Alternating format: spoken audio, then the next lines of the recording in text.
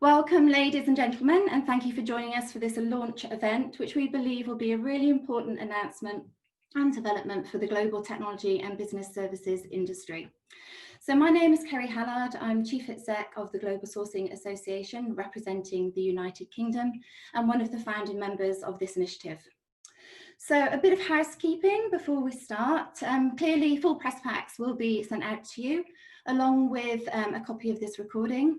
And everything will be published on our new website, which will be going live right now. So everything you can find will be on that website, including the full profiles of all the associations that are part of this initiative and the representatives representing those associations. So we will obviously be taking questions. So please do post your questions in the chat box, and we'll either answer them on the way through if they are imperative, or we'll take the questions at the end. So we're really excited to be officially announcing the launch of the Global Technology and Business Services Council, which is acronymed as GT&BSC. So this is an alliance of 12 of the biggest international associations representing the technology and business services industry. So we have representation across Bosnia, Bulgaria, Czech Republic, Egypt, India, Latin America, Latvia, Malaysia, Poland, Romania, Russia, South Africa, Sri Lanka, United Kingdom, United States, and Ukraine. So absolutely huge representation for this global industry. And across our associations, we're representing the interests of over 10,000 organisations who look after over 10 million professionals working in this space. So I think it's fair for me to speak on behalf of my colleagues that we're all incredibly proud of how well our industry responded to the challenges brought about by COVID-19. Partnerships and individuals around the world worked tirelessly to ensure key services were delivered in really adverse conditions, remodeling and reinventing business processes literally overnight. So it's this council's belief that the global technology and business services industry has been critical to getting many companies through COVID-19 to date, and will be essential to drive the global economy out of the inevitable downturn.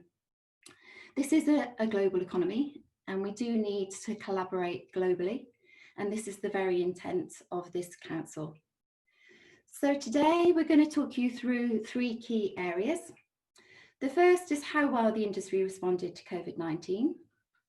The second is the importance of and role of this industry in helping both companies and governments with their restart strategies. And third is the rationale for aims and objectives of this council. So I'd now like to hand over to Michael Jansen. He's Chief Research Officer at Everest and IAOP's research partner, who's going to give an analyst view on the industry's response. So over to you, Michael. All right, thank you, Kerry. And so I think it's fair to say I've been involved in this industry for the past 3+ decades, and this has been one of the most painfully, I think we're all painfully aware of how this pandemic has really caused a challenge for all of us, not only at the business level, but also at a personal level. So thousands of companies and millions of employees are affected globally, and the response has been amazing. We've had agility, we've had commitment, and we've had resilience in responding to this crisis across the board. In fact, it's been, just everybody's all hands on deck. So over time, and I'm going back, 4, 5, 6 months here, our data, as we talk to clients, has clearly shown that that there's been a change in the things that people are worried about. So in the early days, it was about the need to get up and running again, have process resilience. Everybody was worried about the technical challenges of working from home. Do you have a laptop? Do you have the video conferencing? Do you have the bandwidth? Things like that. But over time, this has moved to both a conversation around how do we get short-term cost savings, but at the same time also look for the longer-term structural changes that are going to be required to support a very new normal in terms of how businesses need to play their roles in their industries. And so this is especially applies to the work from home. So as it applies both to insourcing and outsourcing, And it's become readily evident in conversation and in the data that this is not just a temporary trend, rather it's a future reality. And so it's going to require enterprises to recalibrate both their operating models and their management policies. So this organization's ability to monitor and articulate the needs of its stakeholders will be a huge benefit to the industry going forward. We're creating a platform here to have those discussions, and hopefully we can piece together the facts and the content on a global basis. And I think that's something that's going to be truly unique for this organization. So it's not bound together by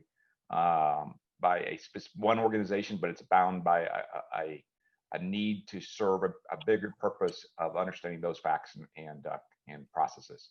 So it's going to be great to hear from different countries' representatives here. And we're going to start out with Andy Cyril, the CEO of BPESA. Perhaps you can share an industry view of what you're seeing from South Africa. Sure. Thanks, Michael, and good afternoon.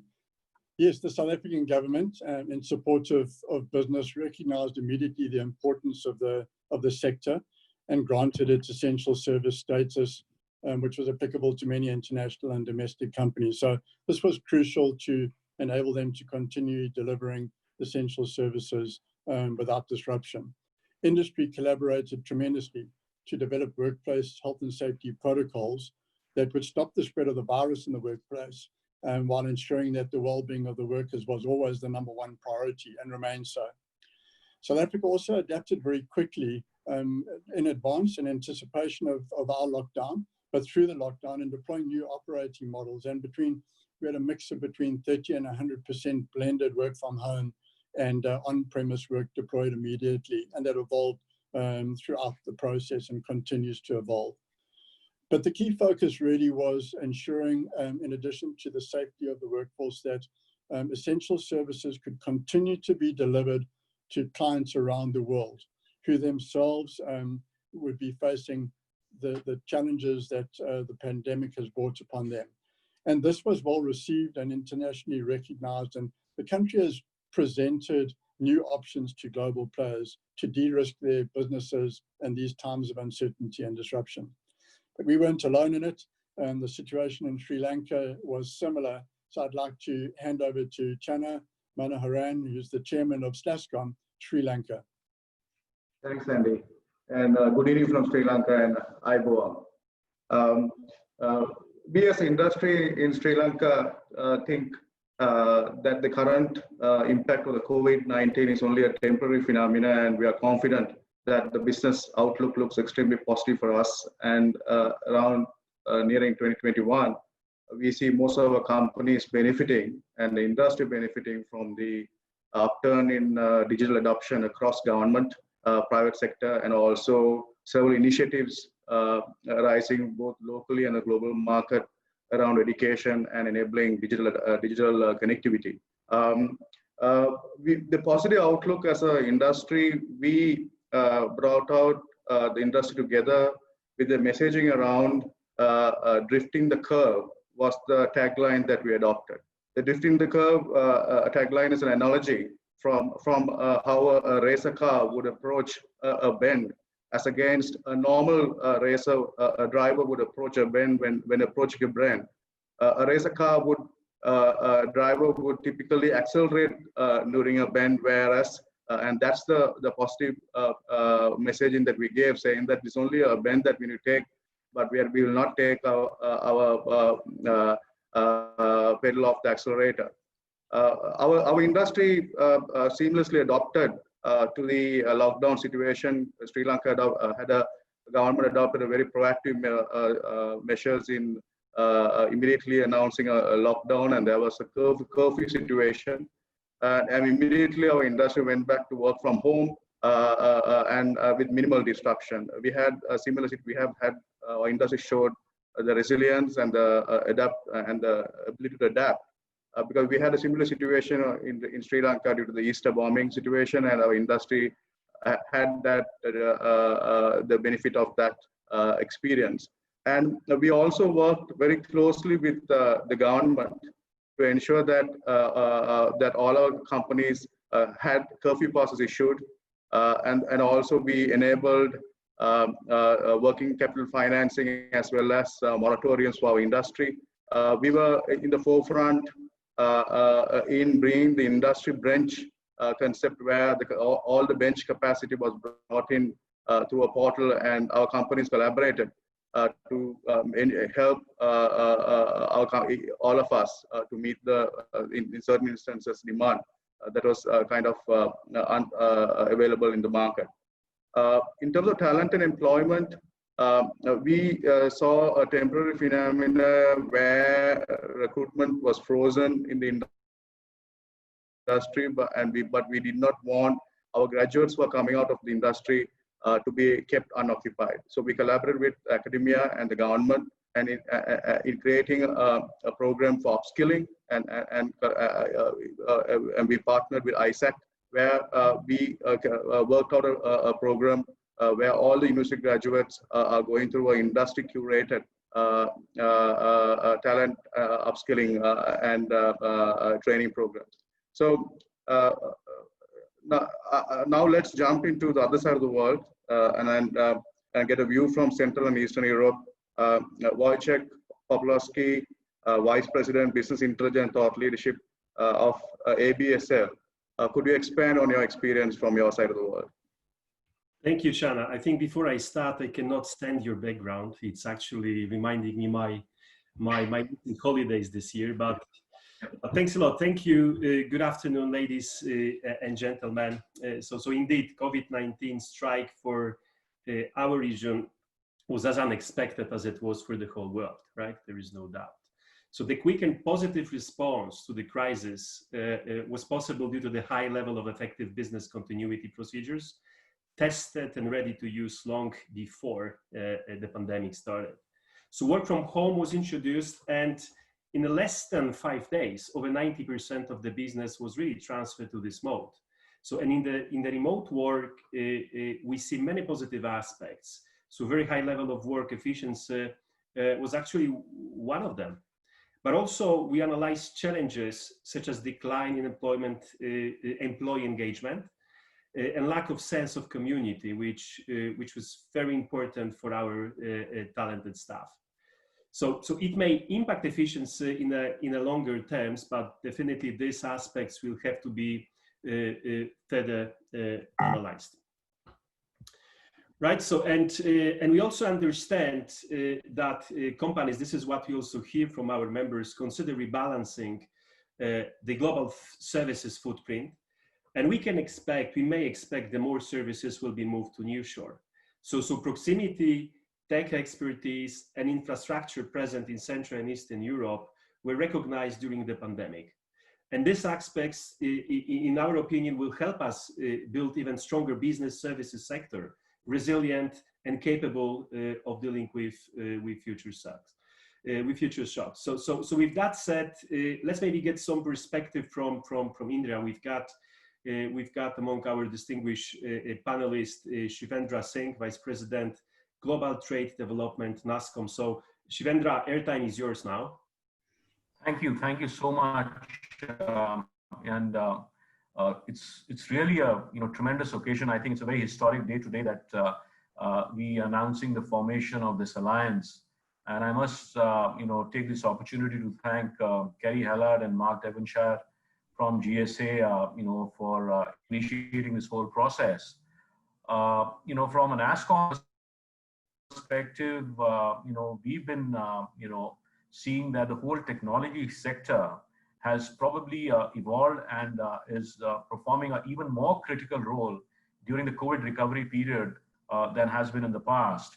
Whether it's maintaining critical infrastructure across the healthcare sector, including hospitals, whether it's online education, whether it's working on development of the new vaccine, all of that, kind of has a footprint of the technology sector.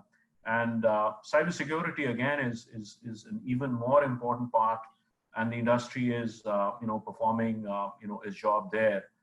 Some of my colleagues, did mention that the technology workers are doing an essential worker role, and absolutely correct. And we worked with the government of India, and we're extremely thankful that the technology workers were classified as essential workers. And this is across the world. We are seeing this happening because a lot of them had to go to the offices. But I must say that the sector has been an exemplar in terms of first and foremost looking into the security and the health aspect of protecting its workers. And we have very seamlessly moved to a work from home. More than 95% of our employees, which are about 4.3 million people, in just about 2.5 weeks, shifted to a work from home. And this has not caused disruptions. In fact, we've done surveys, and 95% or more than that of the clients are extremely happy that it's been very, very seamless. A very robust protocol for work from home has been, created, whether it's related to connectivity, whether it's security protocols, whether it's HR and related processes. I think all of them have, happened very, very seamlessly. And we look forward to, this continuing, and companies, across the board are now talking about this being the new normal, with a specific percentage of their workforce, going to shift to work from home. So all of this is the new normal. Even the way we are doing this is the new normal, but we need to see that it has its benefits, and this has its benefits too. So looking forward to this particular alliance, playing a very critical role globally, along with governments and various stakeholders, to be able to, highlight this as we move forward. I will stop here, and I would, request my esteemed colleague Ilya Kristov, who's the chairman of IBIST Bulgaria, to share his thoughts on how he sees this, proceeding. Thank you, Shivendra, and good afternoon, everyone. So we responded incredibly well throughout the pandemic, and now let's look at the future of the industry and look at its role in companies and organizations' restart strategies. As Council, we have set the following industry positioning statement. The global technology and business services industry delivers strategic value through a global ecosystem comprising of over 10 million highly skilled and talented workers around the world. These workers are operating flexibly, transparently, and collaboratively, and utilizing best practices to deliver thought leadership, technology-led transformation, and continuous business improvement. It is recognized as a significant positive contributor to the global economy and will be a major contributor to re-energizing many economies worldwide. So Shivendra, would you like to expand further?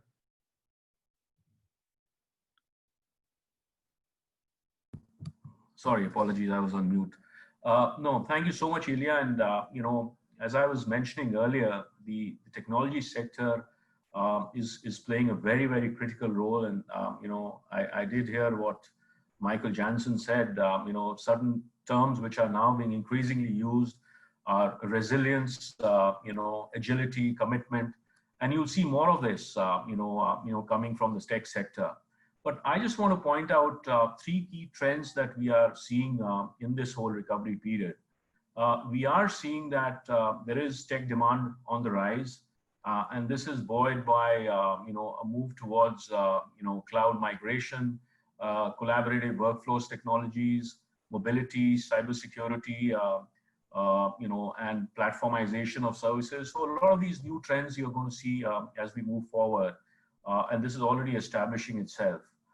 We're also seeing that companies are increasingly moving for increased digital transformation, and this is taking the form of bundling of the various services and technologies together to provide more value to member companies in terms of their clients.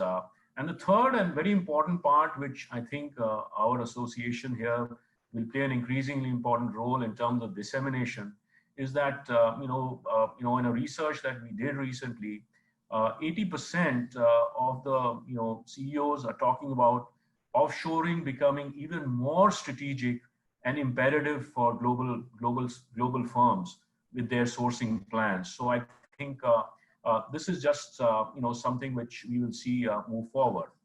But for all of this to succeed, I think it's very, very important to understand that you need to have the talent.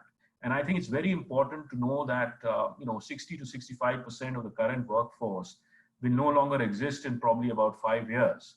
So we at NASSCOM, about 3 years back, started an initiative called Future Skills Platform, where we looked at 10 technology areas, including AI, robotics, machine learning, 3D printing, cybersecurity, IoT, blockchain, and others. And we looked at 75 job roles and about 155 skill sets.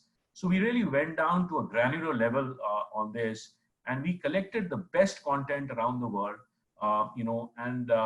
From a B2B, we are now moving with B2C with colleges, and our Prime Minister has given us the mandate of upskilling nearly about 2.5 million people, in very quick time. So this is the global workforce that we are all talking about, which needs to be mobile. And this is something that we will talk about, that high-skilled worker mobility, movement of talent from any part of the world to any part to be able to meet the requirements is very critical, given the fact that in this area you will see shortage of talent, and that is something which is going to be there to stay. So we can all work together to ensure that we are able to provide that talent to globally. It can create a win-win scenario. And I think as an association, this will be one of our key targets, as we move forward. On this note, I'd like to hand it over to my colleague, Konstantin Vasuk from IT Ukraine. Thank you. Thank you, Shivendra, and good afternoon, ladies and gentlemen. Actually, technology, collaboration, access to global talent pool will be key to driving business and governments out of the inevitable downturn. And companies already started upskilling, reskilling, and investing in building their capabilities for the future to ride the new wave of disruption. And our data and surveys predict that the pandemic will exactly accelerate the pace of digital transformation and adoption of emerging technologies like cloud, artificial intelligence, amendment and virtual reality, cybersecurity, business automation, etc. And will witness a sharp rise. These technologies exactly, sharing best practices through leadership and collaborating on new operating models on a global stage will accelerate the speed and the depth of the recovery around the world. And the ongoing development of a global talent pool to fill the needs of companies facing a new normal will be a critical strategy for stability and growth, maybe for over the next several years. Andy, what do you think?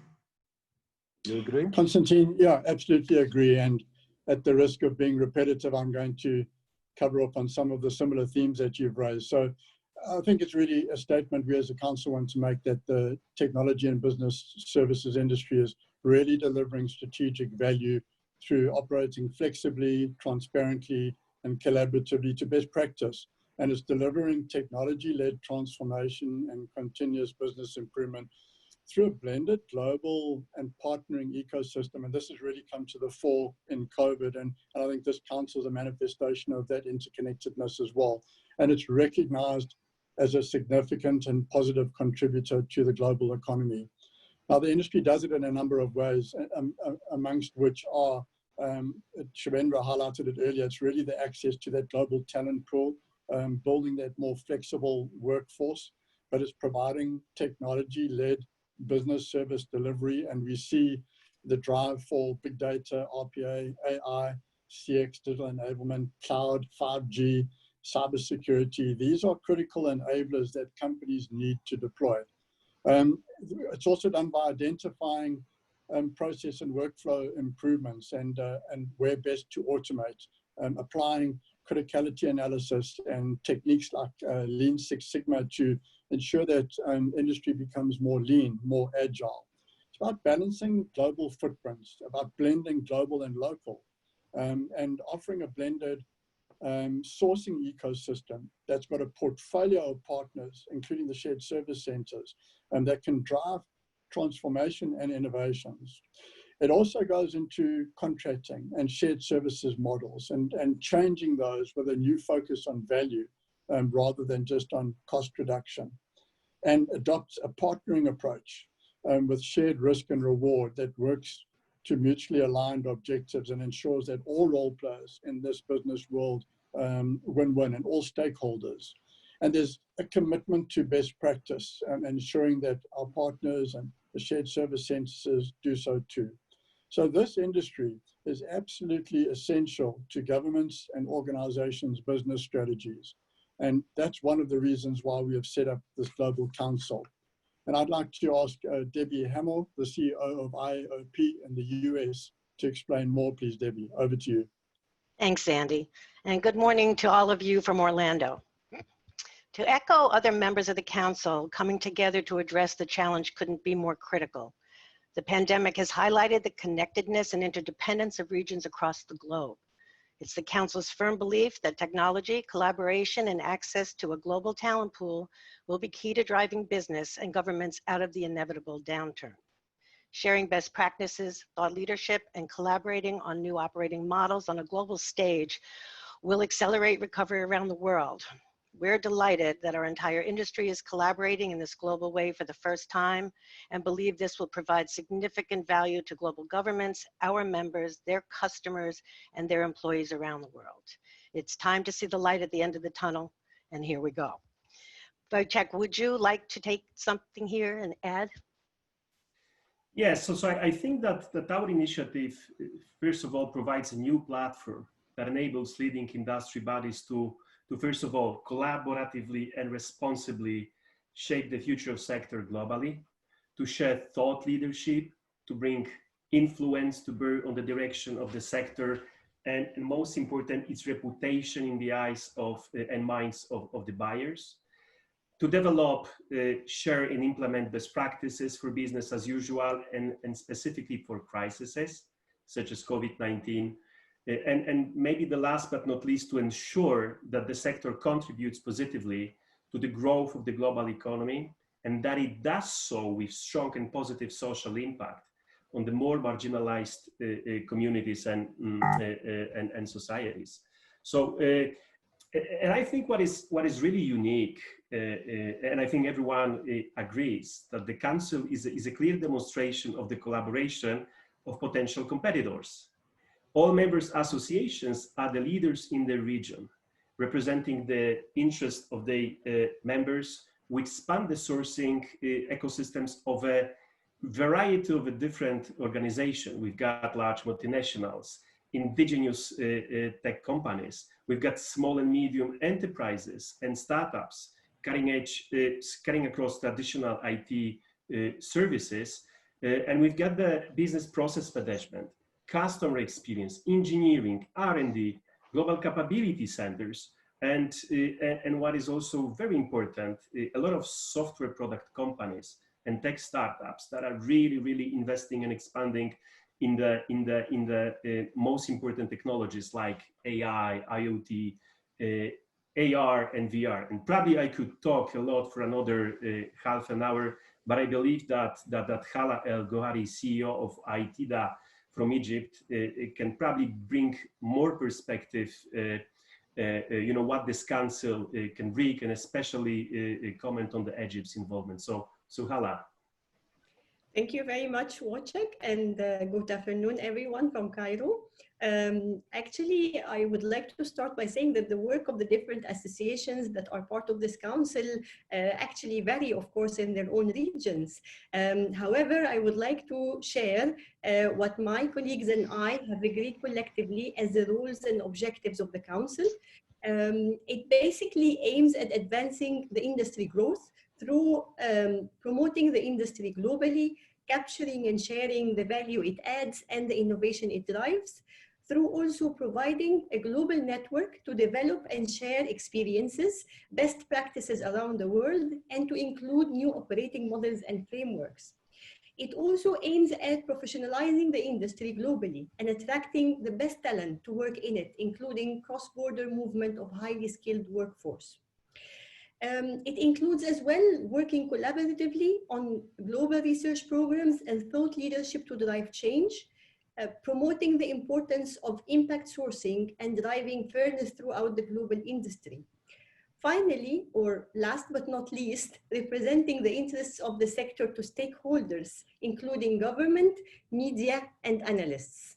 Commencing today, the Global Technology and Business Services Council will launch a program of work with immediate next steps, including conducting a global body of research to better understand the industry's global state and prepare a report showing directions for further development.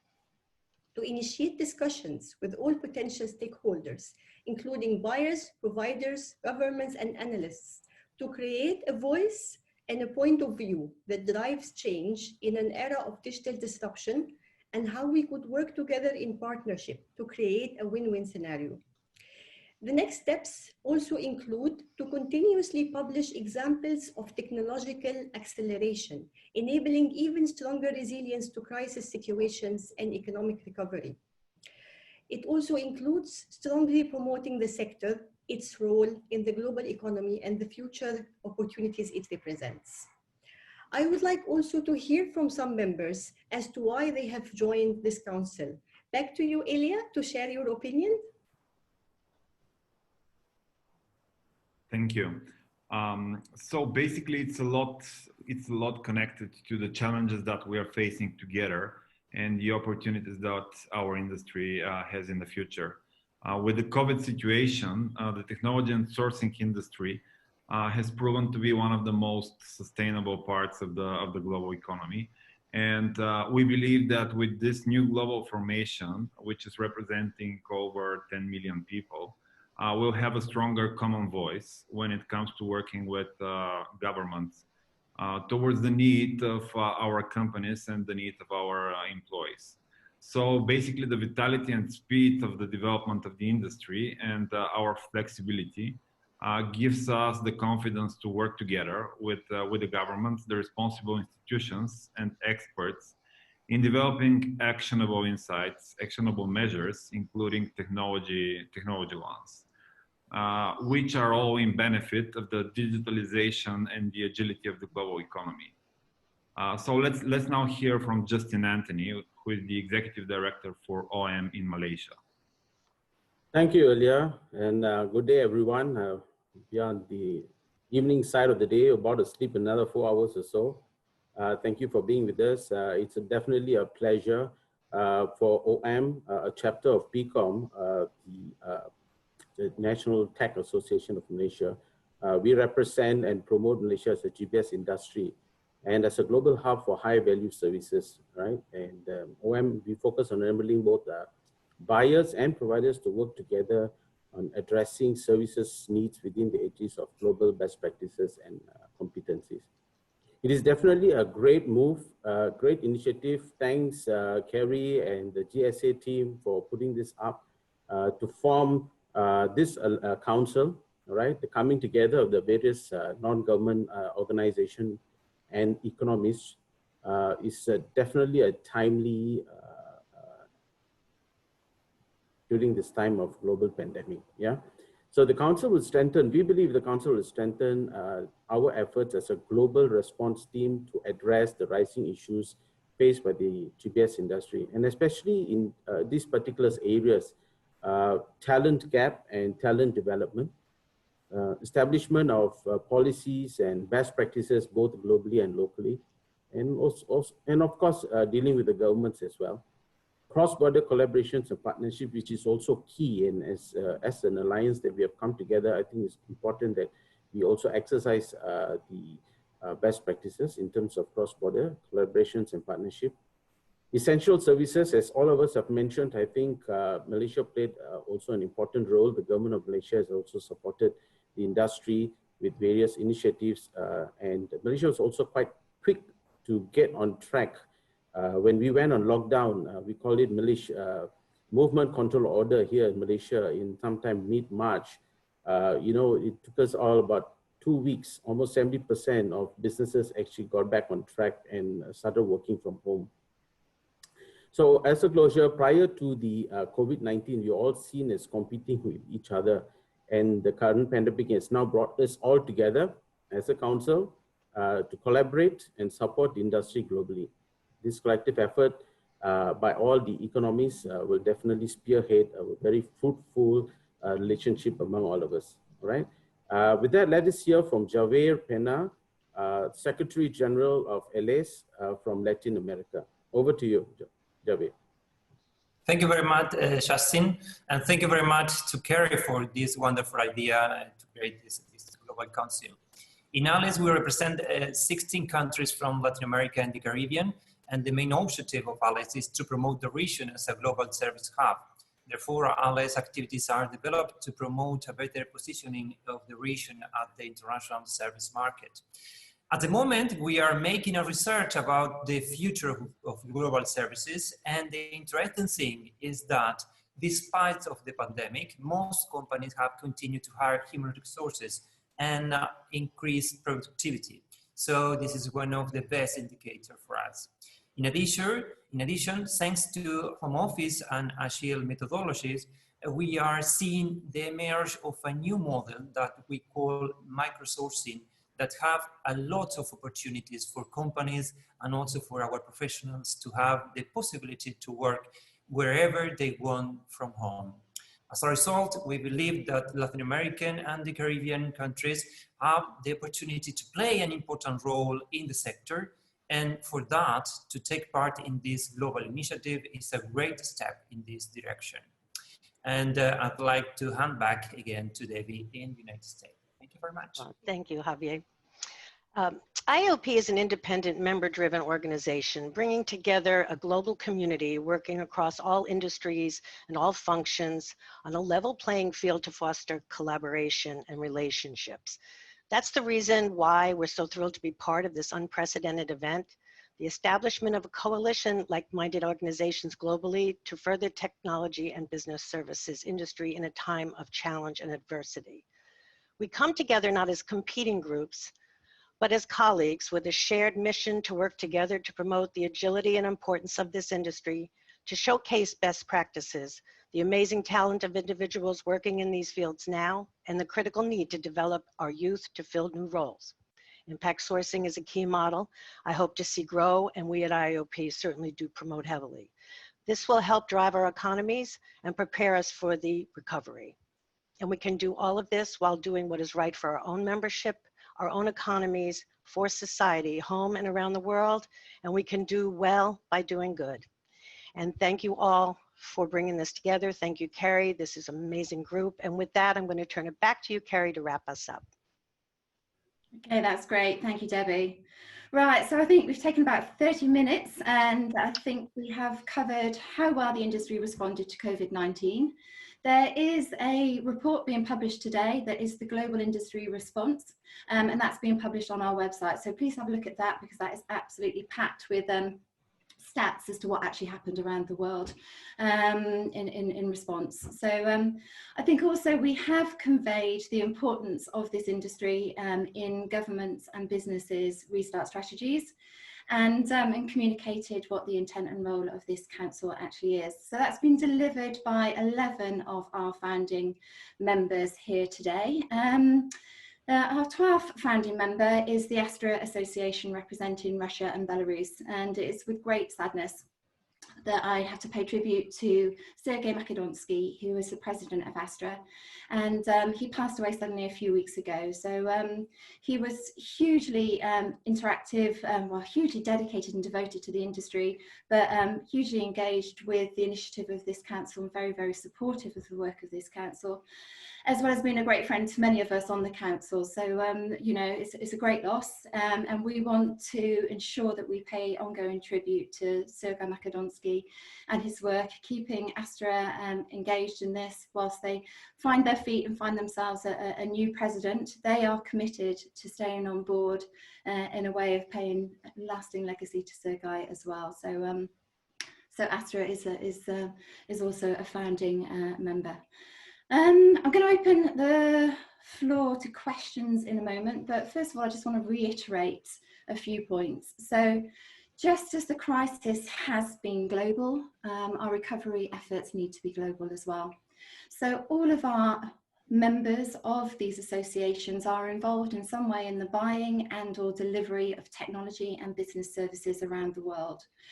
So having a council which helps them understand the nuances of the different regions and which has been forged to promote and share the best practices globally will be hugely beneficial and of utmost importance right now. Because now is not the time for short-termism, nor the time for protectionism. So yeah, sure, we're very aware that the challenge and the economy is going to be very challenging. But we know that our members and businesses are all searching for potential answers, new ways of working, best practice and ideas from across the globe. And we believe this council has a pivotal role in helping the industry and our members forward with this globally. So you can expect 4 things from the GT&BSC. Firstly, a truly global view for the very, very first time, with the largest body of global research to be undertaken, which we will be using to inform analysts, advisors, and all of our membership bases. A global stage that will be used for influencing stakeholders on anything from perception and opinion through to even legislation. A sharing and co-creation of thought leadership, best practices, innovations, and new operating models, and an understanding of the evolving skills required by the industry globally, and work to upskill the profession accordingly. We believe this is going to provide significant value to our members, to their customers, to their employees, but also to all of our governments around the world in aiding and accelerating recovery. So we plan to be presenting the first level of our work at the first Global Technology and Business Services Summit. It will be held virtually in October, and we'll be inviting you all to that. So I'm hoping that we've managed to convey the passion and pride we have for our industry and the commitment we all have for driving it forward. I mean, this is an unprecedented gathering of the most significant industry associations, and you can see by the very esteemed panel we've got on board here today that they've got sponsorship at absolutely the highest level to ensure that this is not going to be a talking shop that's just going to launch and disappear, but we're absolutely committed to driving this global and united programme of work. So I'd like to thank all of the council members for their dedication and commitment to getting this, this council launched and off the ground, and obviously for their ongoing support in the work that they're going to do. Obviously, thank you, Michael, for joining, and thank you all for joining. So I'd like to now open the floor up to any questions. Michael, do we have some questions? Yeah, Carrie, let me start with one here from one of the webinar participants here. So it says, for anyone on the panel, while many organizations have displayed resilience throughout the crisis, there is evidence that many have slowed down or suspended investments in crucial areas such as digital transformation. What can we expect these organizations, when can we expect these organizations to regain confidence? So let me just give an initial comment here, and then we'll open it up for other panelists to ideas and suggestions. So I would suggest that in talking to clients in the March, April, May, at least the first half of May, there was a lot of discussions about what was going on with the COVID and lots of consternation about how this was going to change things. Work from home was a big popular topic. But I would say over the last 4 to 6 weeks, we've seen a marked turn in the client conversations. And they have now become less about curiosity and questions and resilience issues, and much more about, hey, I've got projects to get done. How can we get those projects done? And so it appears that we moved from a little bit of a suspended animation as we assessed and we understood it. And it appears at least to us that they have moved from questions and concerns to, hey, here's what we're going to do. And they're actually in that process of implementing those projects. So I don't know if any of the other panelists have different perspectives or want to add to that.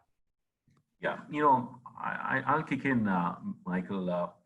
I think, every adversity brings with it opportunity. And I think this is one clear example where the industry has pivoted, in this whole area. So, while you do see restructuring of deals going to be happening, you will see, fixed cost deals probably, and, flexibility on payment terms and some of the other areas. But, having spoken to clients across the world, we are seeing that there are some green shoots which are coming up. in Europe, for example, and even in the US, with banking, financial services, insurance, health, and some of the other sectors. We know that certain sectors have, faced a huge brunt on it, and we will see how it goes. But specific to digital transformation, you will see that there is going to be an increased emphasis on areas like workforce automation, cloud, AI-based digitalization, and some of the other areas. So it is not all doom and gloom, but there are green shoots which are there. And if you see, and I'm just seeing some of the results, which have come out this quarter for companies, and it's much better than what was originally anticipated when we initially thought about it. So we'll see how it goes. Obviously, things are not rosy, but we are pivoting, and we are providing that change to customers.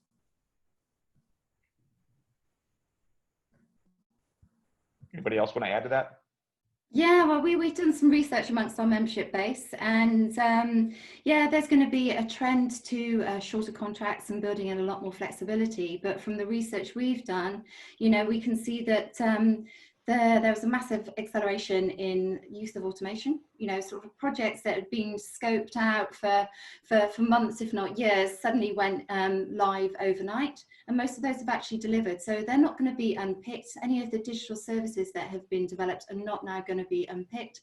And I think a lot of companies have got a degree of confidence that these things work, and therefore it's worth investing more. So our research shows that there will be ongoing investment in digital transformations and use of automation for sure. But yeah, will be yeah, automation was actually at the very top of the list. So it was an important trend beforehand. I think it became an even more important trend as we go forward here. So it really focused in on the need to reduce the processes wherever possible. So. Yeah, and from our perspective, we would like to be guiding our membership base on a move to more strategic use of automation. So it's been kind of stuck a little bit at the product or category level. I think there's going to be more of an enterprise-wide deployment of automation moving forward. But that's my prediction. So there were some other questions as well. Yeah, let me move on to the next one here. So COVID-19 has influenced the companies about hiring plans. So when will we see the companies return to their previous plans of growth and expansion? Anybody got any ideas of when we're going to go back to growth? If I can, start here. It's like, for me, it's a continuation of the previous question, which was also connected with automation and more digitalization. For a lot of the companies who are in the last quarter actually looking at efficiencies. So basically now in a lot of these cases, you have companies that are doing more with less people. And we are still in this time frame, I think. What we're seeing is that in the next quarter, we'll be slowly getting back to getting more people, like more companies hiring additional resources.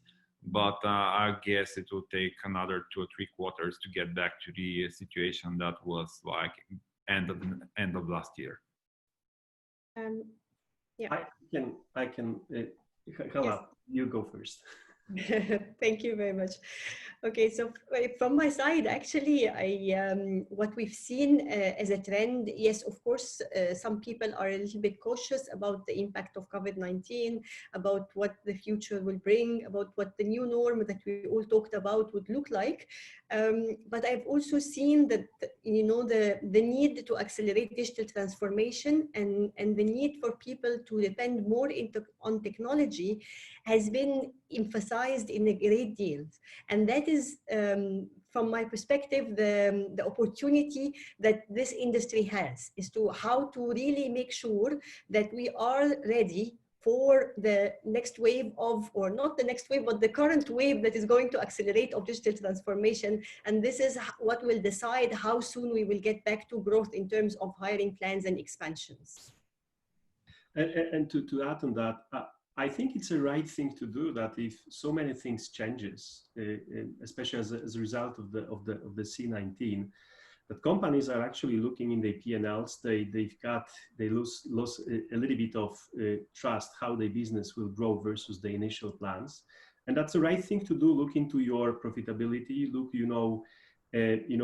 whether we do things in the right way. So for a short period of time, there might be a bit of slowdown on the hiring. But on the other hand, nobody was ready to operate remotely at that scale as we operate today. And companies and we as leaders, we say, well, maybe we're too conservative. Maybe we should be bolder. Maybe we should have more courage. And I think that on the other hand, that will drive more, maybe not pressure, but that will drive more ambition, that we need to be more ambitious, we need to take more risk. And that will be also the huge opportunity, a little bit on a previous question, for providers. Probably, a lot of providers were really pushing for a value-based, outcome-based opportunities to look a little bit more end-to-end. And now I think companies will be more eager to get into this engagements, and back to what Kerry said, that's really what is happening. Short term, more outcome based, and a lot of drive and really a much higher ambition that COVID actually learned us. Sorry, yeah. Tota. Yes, if possible, about the question, how about the hearing implants? As I told you before, we have been making a research in the last months about what is the situation in Latin America and the Caribbean. And for me, it was amazing to see that most companies not only has maintained the position, but they also have increased the number of human resources that they have. So this is something very interesting. Obviously, they have hired people, but not in the same way if the pandemic doesn't exist. But despite of the pandemic, they managed to continue to grow. So this is very, very interesting for this sector to prove that this is one of the most resilient in the world economy. Yeah, I think a lot of this depends on the industry sectors you're serving. So there are some industries that got particularly hard hit. I think we don't have to use our imaginations on that. And there are others that are looking to actually increase their services, and the transition to new and different business models has accelerated. And so those are the folks that are doing it. But it's a very uneven world out there in terms of industry by industry. So I also think, Michael, if I can come in just to add to the conversation, is we should also consider the role of the public sector in this recovery and return to growth path that countries are on, investing quite significantly in the delivery of relevant social services, many of which are new, supporting the rollout of technology to provide more access to people to work from home and learn from home. And these are all creating new demand, new opportunities for businesses to participate in. While there have also been other changes, growth in e-commerce in certain areas that are a consequence of the impact of COVID, the behavioral changes driving. But I think the sentiment is shared by colleagues across the other regions that while it's going to take a while, this is one sector that has both the demand and the value for the future of the global economy to grow and get back onto a growth path. So we're confident in our part of the world that while it will take time, certainly the business that was there at the beginning has not gone away. Net numbers have changed as operating models have changed, but demand is also changing in nature. While there's a growing urgency to enable ourselves technically to function well in this new future world. And I think we shouldn't overlook that opportunity. Yeah, I think we're not putting the global genie back in the bottle. And there's one thing there's always the political view of this, and we have a very interesting leader right now. And what I always say is there may be laws that try to govern the movement of goods and services around the world, but the laws of economics are more powerful than the laws of governments. And so I think the long-term reality here is that we're going to truly look at the global talent for what it's worth and for the benefits of it. So I think that will always be there, regardless of who's in power in any given country. So can I just jump on there, actually? Sure, so sure. Just a really quick comment that I know this has all been sort of like initiated in response to COVID-19, but I think the programme of work that we're undertaking has been a programme of work that we should have collaborated on a little bit earlier. And I'm so glad that there has been a little bit of a reason for us to actually make it happen now. This is a global industry. If we look at the members of the GSA, they are multinational companies that have blended global footprints around the world. Why have we been delivering in different ways, using different language sets and different models? You know, it's so good that we can now create one uniform language that will really help them understand how to manage their global footprints around the world and drive really intrinsic value back into their businesses. So, our customers have been there already. They've gone global a long time ago. I remember, you know, we used to think about offshore was a company like British Petroleum, and the only question was how deep was the water, right? And so now we truly look at this for the benefit of a global economy. I think that's, and our businesses have been there a long term. So let me there's one more question here. There are several questions that kind of all relate to this, and I think it's a good wrap up question here. It says, this is a great, powerful alliance. Great to see the powerful alliance coming together here. Is this council available for more organizations to join, or will it be expanding? I think I know the answer to this one, but I'll let you guys add a couple comments there as we close out. Shall I take that one? Okay, yeah, so absolutely. We already have additional affiliate members on board as well. We are trying to keep the main membership fairly concise and contained so that we can actually drive some real decision making. I think there is a risk of the council becoming too big and unwieldy and nothing really happening. But we are open to every affiliate member coming on board. All they need to do is agree to sign up to our code of conduct. So we've got a code of conduct for the way that the associations behave, and we've also got a proposed code of conduct for the way that we'd like our members to adhere to best practice. That bit's not mandatory, it's just guideline. So yeah, anybody interested in coming on board, please do. And I saw there was another question, and that was looking at how we are going to govern our performance. So we are meeting on a monthly basis. We'll be having quarterly review meetings. We'll be setting clear targets, and we will be reporting against our objectives and our deliverables on a quarterly and then an AGM basis. So as I said, this isn't going to be just a talking shop. We are going to be delivering, and we will see you all in a global summit soon. So anything you want to add to that, anybody? You know, I just wanted to jump in and say, to your point, Carrie, I never thought we would get a group like this together and that we could work so cohesively for the kind of the common good. When you think about some of our members who are struggling, you know, obviously, as Michael said, we don't have to guess what industries are you know, having more difficulty. Everyone has to find a way to pivot. But we talked about something early on in this council, and that was that we were seeing trust like we never saw before between, you know, buy-side members and their provider partners and their advisors, something you would think would not happen since you can't sit face-to-face, perhaps. That is huge, and that is what we also are doing, the members of the council. So it's really something I think that'll be valuable globally to all of our own members and to all of us individually. So I just want to reiterate how fabulous I think this is. Thank you all. Thank you. Okay, are there any other questions? I know we're beginning to lose attendees now because obviously we're past our 1 hour. So there is a comment about the standard. It's not the GT&BSC standard, but the GSA has a standard that both buyers and service providers can be accredited to.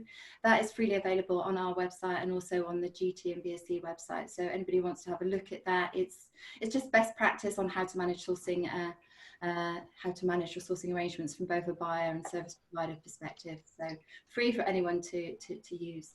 So I think that's most of the questions answered. I'm sure everybody's willing to answer questions online. We're all available on LinkedIn. So please do get in touch. Let us know what you think. Let us know what you'd like to see this council deliver, because obviously this is a council that's being developed for memberships. And so if you're members of any of our associations, please do do let us know what you'd like to see more of, and we will certainly be tabling suggestions. So thank you all, my council friends and colleagues. Thank you so much for helping get this off the ground and launching it and joining us today at all strange hours of the day, and having done that for several weeks now. Much appreciated. So and thank you all for joining us. So so we'll make this webinar freely available in about the next 2 hours.